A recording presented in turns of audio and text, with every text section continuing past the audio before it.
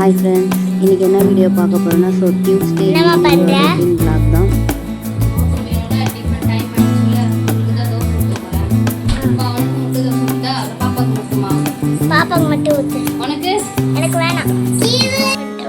பசங்களுக்கு வந்து பார்த்தீங்கன்னா எல்லா ஹோம் ஒர்க்கு எல்லாத்தையும் முடிச்சுட்டு சரி நம்ம தோசை சுட்டு கொடுக்கலான்னு சொல்லிட்டு ஃபுல்லாக மாவு இருந்தால் நம்மள வீட்டில் எல்லாருக்கும் ஹாப்பி தான். நான் வந்து தோசை வந்து பசங்களுக்கு வந்து ரெடி பண்ணிட்டேன். ஏன்னா சின்ன பாப்பா வந்து முட்டை தோசை சாப்பிடுவாங்க.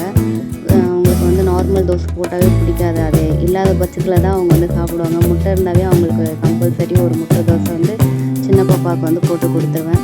அவங்க ஆனால் என்ன தான் சாப்பிட்டாலுமே 2 பேருமே மெலிசாக தான் இருக்கிறாங்க. நானும் அவரும் ஏதோ பாதாம் முந்திரி எல்லாமே வாங்கி கொடுத்து பார்த்தாச்சு, சாப்பாடு சாம்பார். ஆனால் இதுதான் வந்து அவங்க சாப்பிட்றாங்க. அவங்க பெருசாக வந்து பார்த்திங்கன்னா கடை சாப்பாடு வந்து பார்த்திங்கன்னா பிரியாணி இந்த மாதிரி தான் சாப்பிடுவாங்க.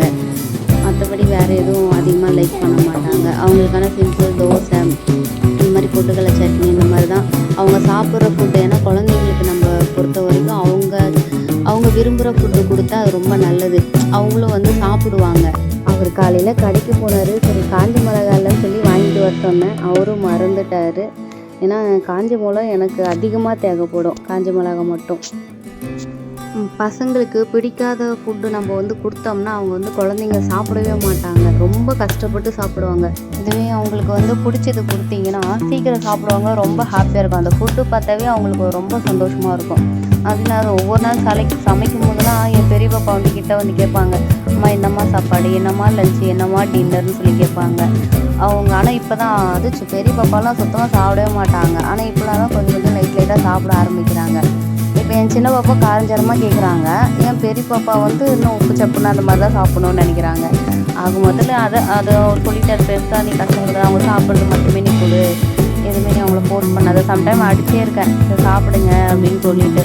என்ன பண்ணுறது அப்படி வெளியில் கேட்குறவங்களாம் அக்கம் பக்கம் இருக்கிறவங்களாம் ஏன் பாப்பாவை சரியாக சாப்பிட வைக்க மாட்டியா அப்படின்னு கொஸ்டின் கேட்பாங்க.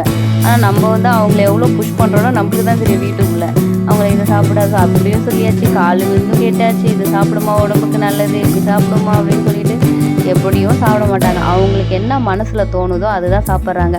நானும் அதுக்கப்புறம் விட்டுட்டேன். நானுமே இந்த யூடியூப்பில் அந்த நிறைய வீடியோ பார்க்குறேன்னா குழந்தைங்களுக்கான ஒரு சாப்பாடு ஃபுட்டெல்லாம் வந்து நம்ம எதுவும் ஃபோர்ஸ் பண்ணக்கூடாது. சில டாக்டர்ஸ்லாம் வந்து சொல்லுவாங்க.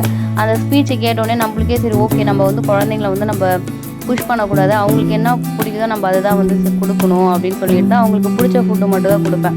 அந்த மாதிரி தான் அவங்களுக்கு பிடிச்சதை கொடுத்துட்டு சரி எல்லாமே சாப்பிட்டு முடிச்சுட்டு அவரை வந்து கிச்சனை வந்து பார்த்திங்கன்னா க்ளீன் பண்ணிவிட்டேன். ஆல்மோஸ்ட் வந்து டீப் க்ளீன் பண்ணிவிட்டேன். ஏன்னா மறுநாள் வந்து அது ஒவ்வொரு பெண்களுக்கு தான் தெரியும். மறுநாள் வந்துட்டு அந்த காலையில் நம்ம தூங்கி எழுந்து அந்த கிச்சன் க்ளீனாக இருக்கும்போது அவ்வளோ ஒரு எப்படி சொல்ல போய் ஃப்ரெஷ்ஷாக நம்ம வந்து சமைக்கலாம்.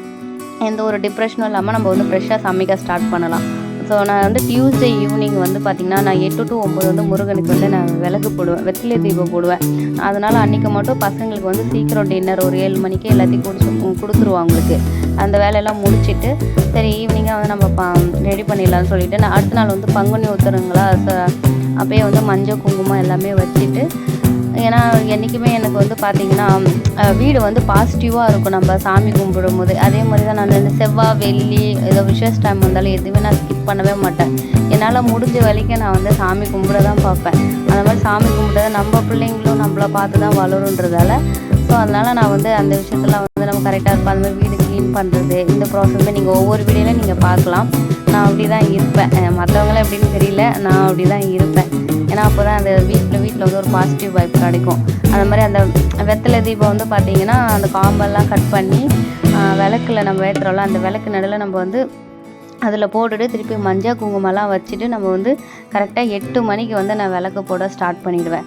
அதை டிவிலையும் வந்து பார்த்திங்கன்னா முருகன் பாட்டு போட்டுருவேன். அந்த முருகன் பாட்டோடு வந்து நம்மளுக்கு இன்னும் சாமி கும்பிட்றது இன்னும் நம்மளுக்கு ஒரு மனசு நிம்மதியாக இருக்கும்.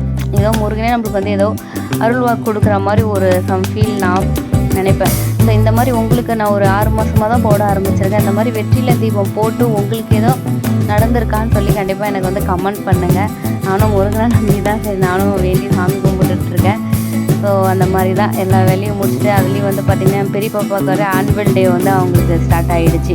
அவங்க ஆனுவல் டே ஸ்டார்ட் ஆனதால் அப்பப்போ வந்து அவங்க வீட்டில் வந்து பாட்டு போட்டு டான்ஸ் ஆடிட்டு இருப்பாங்க. அந்த மாதிரி நான் சாமி கும்பிட்டு முடிச்சேன். அதுலேயும் அவங்க கேட்டுட்டு இருந்தாங்க எப்போவுமே சாமி கும்பிடுவேன்னு சொல்லிட்டு, இன்னும் 1 ஹவரில் ஆகும் அப்படின்னு சொல்லிட்டு. அவங்க வீட்டில் வந்து கொஞ்சமாச்சும் அவங்க வந்து டான்ஸ் ஆடி பார்த்தா தான் அவங்களுக்கு ஓரளவு. ஆனால் ஸ்கூல்லேயே வந்து ப்ராக்டிஸ் கொடுப்பாங்க. பட் வீட்டில் வந்து அவங்க அந்த பாட்டு வச்சு டான்ஸ் ஆடி பார்ப்பாங்க. அதுக்கப்புறம் தான் அவங்களுக்கு ஒரு ஹாப்பியாக இருக்கும். அந்த மாதிரி நானும் வந்து பார்த்திங்கன்னா இன்றைக்கி நான் வந்து நல்லபடியாக வந்து சாமி கும்பிட்டு முடிச்சிட்டேன். ஸோ கண்டிப்பாக இந்த இவங்க தான் எங்கள் பெரிய பாப்பா ஆடிட்டுருக்காங்க பாருங்கள், டிவியில் பாட்டு போட்டு டான்ஸ் ஆடிட்டுருக்காங்க.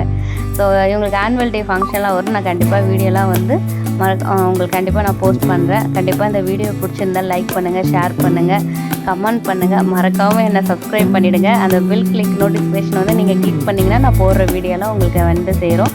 ஸோ நெக்ஸ்ட் விலாகில் பார்க்கலாம். பாய்.